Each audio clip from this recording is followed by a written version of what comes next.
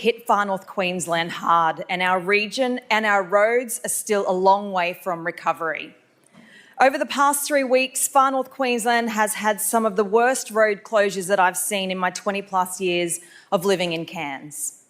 Hundreds of trucks stranded with food spoiling before it could reach Far North Queensland, grocery shelves in the 2 majors empty, thousands of parents unable to make nutritious school lunches or meals for their families, local bakeries closed as they couldn't get flour, so being the breadwinner was literally true for anyone who scored a loaf. Finding household items and food was like pirates searching for treasure, but that treasure was a tomato or a lettuce, and sadly, many of us didn't find any treasure for weeks. People scrambling, panic buying when food did arrive, thanks to flights organised by the Deputy Premier, and weeks with no tourists who were making the drive north, and tales of those who tried the 22-hour detour, getting lost and needing rescuing.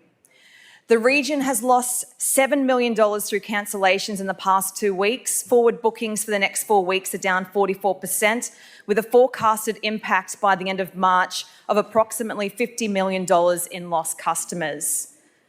The Bruce Highway is an absolute goat track. Every year it closes to Far North Queensland, and we have to deal with this issue because the Labor government have done nothing for decades. This closure doesn't impact Brisbane. That's why Labor never cared, as they don't care about Far North Queensland. And Far North Queenslanders have had an absolute gutful. I will share one story with you, and that's CSF Industries, a Cairns-based large, heavy industry business services the construction industry and employs up to 180 people. And this company relies heavily on transportation of steel and other heavy equipment by road from Townsville to Cairns. And it was at risk of being in breach of contracts with subsequent knock-on delays to construction projects due to the inability to get items from the major industry service centre of Townsville to Cairns. CSF became within 2 days of having to stand down all of its staff.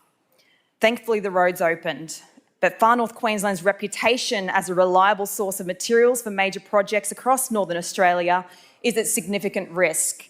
One Cairns company has tendered for a $3.5 million job, which would secure the livelihood of over 100 local jobs, and this potential contract now is in jeopardy as the client is now considering suppliers in the south.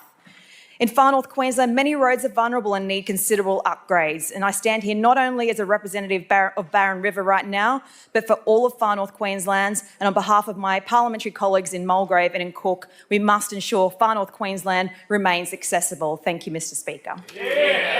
Member for Barron River, just before you